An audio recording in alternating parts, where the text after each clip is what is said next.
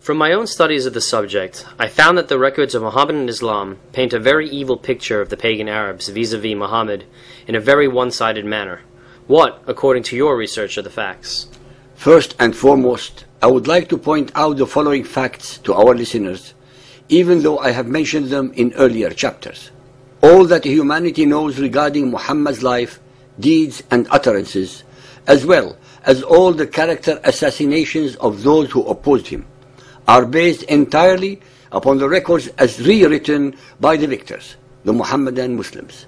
Over a period of 300 years after his death, his followers posthumously turned Muhammad into a superhuman and perfect being, and heaped upon him thousands of concocted stories of miracles and deeds that the Quran never mentioned.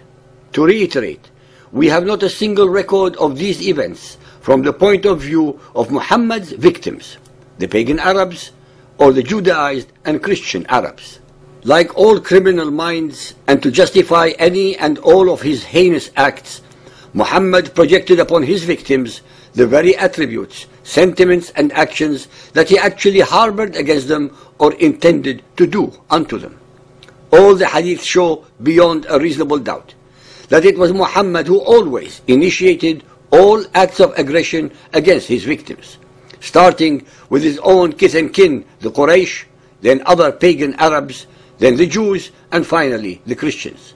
To prove our statements and conclusions, we never have to deceive, lie, or misrepresent anything regarding Muhammad's Quran or the Hadiths, because, as we have repeatedly and amply demonstrated, the Quran and Hadiths self-destruct.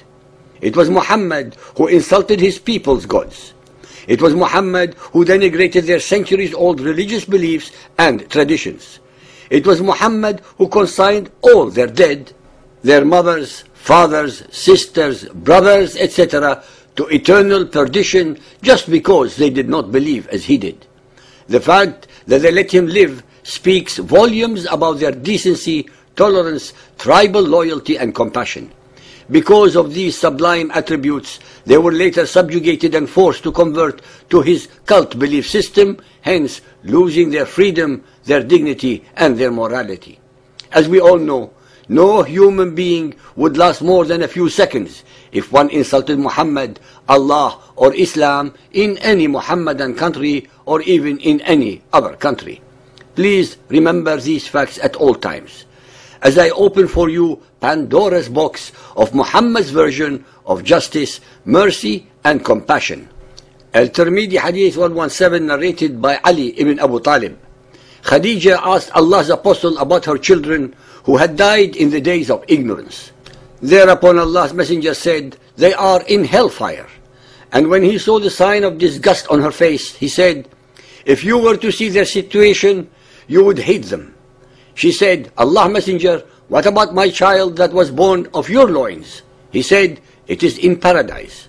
Then Allah's messenger said, "Verily, the believers and their children will be in paradise, and the polytheists and their children in hellfire." So-called believers and unbelievers, you should all know that only God has the authority to consign the dead to heaven or to hell, and not Muhammad. Yet we find Muhammad arrogating this divine privilege to himself, both in his Quran as well as in the Hadiths. By what stretch of human imagination or intellect can anyone accept Muhammad's answer to his wife Khadija as either true or binding? Why would any innocent child be consigned to eternal damnation through no fault of its own? Who, besides Muhammad's perverted version of the divine, would any compassionate and merciful God ordain such immoral, unjust and evil ruling? Why should Khadija's dead children prior to Muhammad be among the dwellers of hell, while his one ends up in heaven?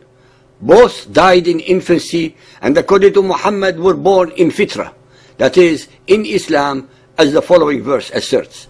Sahih Bukhari 6.298, narrated by Abu Huraira. Allah's apostle said, "No child is born except on al-fitra, Islam, and then his parents make him Jewish, Christian or Magian. As an animal produces a perfect young animal, do you see any part of its body amputated?" As we have demonstrated repeatedly in our series, Muhammad was a pathological liar, a demonic deceiver, and an obscene hypocrite who beguiled and tempted his otherwise ignorant, unlearned, and superstitious followers into believing him and his mendacities. In one verse, he extols the virtue and innocence of children, and in the next one, he consigns them to the tortures of hell. To believe and follow Muhammad is exactly the same as believing and following Satan. Most Westerners and other so-called unbelievers watch in horror the videos shown on Al Jazeera as well as on jihadi sites, the butchering, the beheadings, the dragging of the bodies of the dead, and their mutilation by frenzied Muhammadan mobs while screaming Allahu Akbar. They watch mesmerized at the unbelievable bestialities committed in front of their eyes in real time in the name of Allah and Islam. They watch while thinking that these satanic demonstrations are committed by only a fringe, a minority of radical or extremist elements, but nonetheless a minority of Muhammadan Muslims. Their erroneous perception is further reinforced by the deliberate lies and deceptions of the elite among the leaders of Muhammadan Islam and their supporters in the West. They willfully ignore the rulings perpetrated by the Muhammadan religious leaders in the most important seats of Muhammadanism in Saudi Arabia, Al-Azhar of Egypt, Qum of Iran, and others that state the following. A fatwa posted on a popular Islamic website in Saudi Arabia explains when a Muslim may mutilate the corpse of an infidel. The ruling, written by a Saudi religious sheikh named Omar Abdullah Hassan al-Shahibi, decrees that the dead can be mutilated as a reciprocal act when the enemy is disfiguring Muslim corpses, or when it otherwise serves the Islamic nation. In the second category, the reasons include to terrorize the enemy or to gladden the heart of a Muslim warrior. The religious ruling was evidently posted to address questions about the conflicts with the West and is not confined by geography. In fact, in each of two gruesome attacks in Saudi Arabia that left 25 foreigners and 5 Saudis dead, a Western corpse was dragged for some distance behind a car. One was the body of an American engineer in Yambu, the other a British businessman in Khobar. With a ruling such as to terrorize the enemy or to gladden the heart of a Muslim warrior, it is hard to imagine when mutilation cannot be justified. In the Ask a Scholar section of the popular Islamic site islamonline.net, it was asked how Islam views the issue of mutilating dead bodies of enemies.